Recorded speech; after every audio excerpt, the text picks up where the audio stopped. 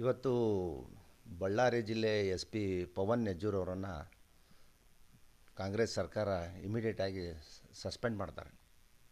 ಇವತ್ತು ನೋಡಿ, ಒಬ್ಬ ಪೊಲೀಸ್ ವರಿಷ್ಠ ಅಧಿಕಾರಿ, ದಕ್ಷ ಅಧಿಕಾರಿ ಆದಂಥವ್ರು ಪವನ್ ನೆಜ್ಜೂರ್ ಅವರು, ಅವರಿಗೆ ಒಂದು ಒಂದು 4 ದಿನವೋ 5 ದಿನವೋ ಅವಕಾಶ ಕೊಡಬೇಕು.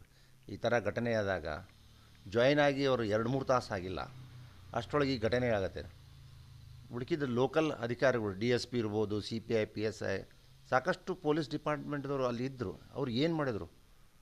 ಈ ಗುಂಡಾಗರ್ದಿ ಏನು ಭರತ್ ರೆಡ್ಡಿ ಹಾಗೂ ಸತೀಶ್ ರೆಡ್ಡಿ ಏನು ಮಾಡ್ತಾ ಇದ್ದಾರೆ, ಆ ಗುಂಡಾಗಿರಿನ ನೋಡ್ಕೊತ ನಿಂತಿದ್ದಾರೆ ಅವರೆಲ್ಲ. ಇವತ್ತು ಅವರು ಅವರು ಅಲ್ಲೇ ಇದ್ದವ್ರು ಎಷ್ಟೋ ದಿನದಿಂದ ವರ್ಷದಿಂದ, ಡಿ ಎಸ್ ಪಿಗಳು ಇರ್ಬೋದು, ಸಿ ಪಿ ಐಗಳು, ಅವ್ರು ಆ್ಯಕ್ಷನ್ ತೊಗೋಬೇಕು. ಎಸ್ ಪಿ ಅವರು 2-3 ತಾಸು ಒಳಗೆ ಬಂದಿಂದ ಅವ್ರು ಹೆಂಗೆ ಆ್ಯಕ್ಷನ್ ತೊಗೊತಾರೆ? ಹೊಸದಾಗಿ ಬೆಳಗ್ಗೆ ಜಾಯ್ನ್ ಆಗ್ತಾರೆ, ಸಾಯಂಕಾಲ ಇದು ಘಟನೆಗಳಾಗತ್ತೆ. ಇವತ್ತು ನೋಡಿ, ಕಾಂಗ್ರೆಸ್ ಸರ್ಕಾರ, ಸಿದ್ದರಾಮಯ್ಯ ಅವರು ಯಾವತ್ತಿದ್ದರು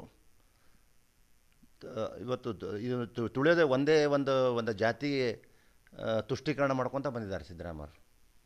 ಇವತ್ತು ಲಿಂಗಾಯತ ಸಮಾಜವನ್ನು ತುಳ್ಕೊತ ಬಂದಾರೆ.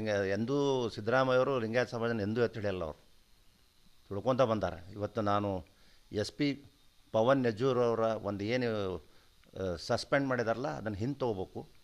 ನಿಷ್ಠಾವಂತ ಪ್ರಾಮಾಣಿಕ ಅಧಿಕಾರಿ ಇವತ್ತು ಡಿಪ್ರೆಷನ್ಗೆ ಹೋಗಿ ಎಲ್ಲಿ ಆತ್ಮಹತ್ಯೆ ಮಾಡ್ಕೊತಾರೆ ಅನ್ನೋದು ಒಂದು ಸುದ್ದಿ ಇತ್ತು. ಅಂಥ ಒಬ್ಬ ದಕ್ಷ ಅಧಿಕಾರಿ ಇದ್ದಕ್ಕೆ ಅವರು ಅಂಥ ಒಂದು ನಿರ್ಣಯ ತೊಗೊಳಕತ್ತಿದ್ರು.